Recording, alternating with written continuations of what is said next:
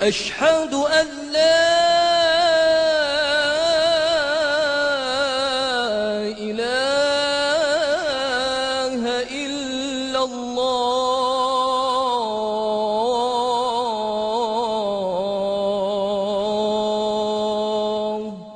Bismillah wa salatu wa salam à Rasulullah. Aujourd'hui, notre frère suisse converti à l'islam, il va nous parler, Inch'Allah, d'une autre miracle scientifique du hadith du prophète Mohammed, celui de la grâce et la paix, concernant la mobilisation des organes du corps humain.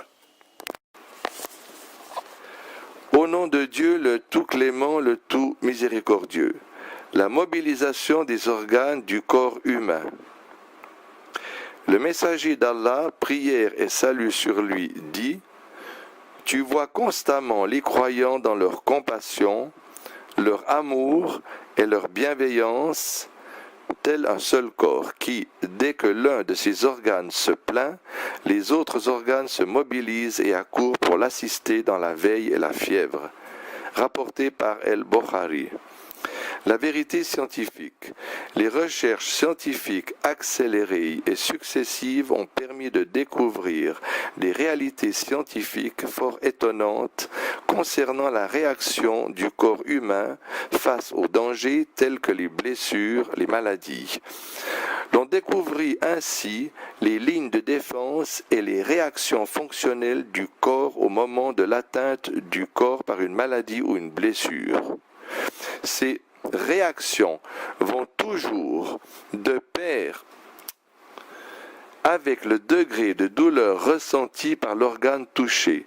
La gravité du mal causé à l'organe va crescendo avec l'importance de l'énergie et des fonctions mobilisées pour endiguer la maladie.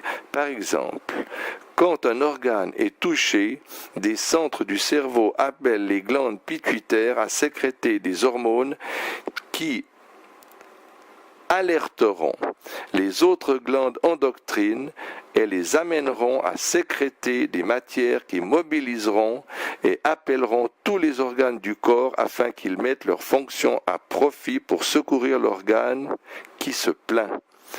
Le mot arabe tada'a veut dire que le corps mobilise son énergie pour voler au secours de l'organe plaignant. Ainsi, le cœur, par exemple, intensifie-t-il ses battements pour accélérer la circulation sanguine alors que les vaisseaux sanguins se contractent dans les parties apathiques du corps et se décontractent dans les parties entourant l'organe touché afin de ravitailler ce dernier en énergie, en oxygène, en anticorps, en hormones et en aminoacides constructifs. Il faut noter que le mot arabe tada'a implique aussi, suivant son champ sémantique, que le corps se décompose et s'écroule, et ce, en fournissant une partie de son stock de graisse à l'organe touché jusqu'à ce que la maladie qui touche ce dernier soit sous contrôle et que les tissus se ressoudent.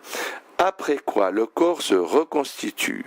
Les signaux émis par la plaie représentent une plainte et des appels réels au secours qui lancent une alerte générale, ce qui suscite des battements nerveux provenant de la partie touchée et destinée au cerveau, là où se trouvent les centres de sensibilité et de contrôle involontaire.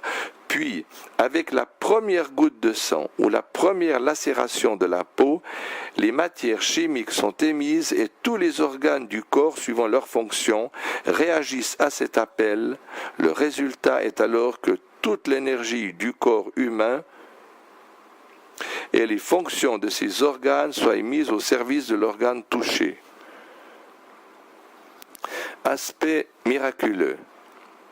Tel que mentionné dans le hadith ci-dessus, la médecine affirme que les parties du corps s'appellent les unes les autres au sens propre du terme. Le prophète, prière et salut sur lui, dit dans ce hadith quel doit être l'état de la nation islamique en matière d'amour mutuel, de bienveillance et de compassion, et ce, en donnant l'exemple illustratif d'un corps unique qui, dès que l'un de ses organes se plaint, les autres organes se mobilisent pour voler à son secours. Le mot arabe tada'a est le terme le plus approprié et le plus précis que l'on aurait pu utiliser à cet effet pour décrire ce qui arrive dans le corps dès qu'un organe est touché. Il est utile de savoir que le style conditionnel de la phrase du prophète apporte plus d'éclat et d'explicité à ces dires du prophète, ce qui nous met face à un double miracle linguistique et scientifique.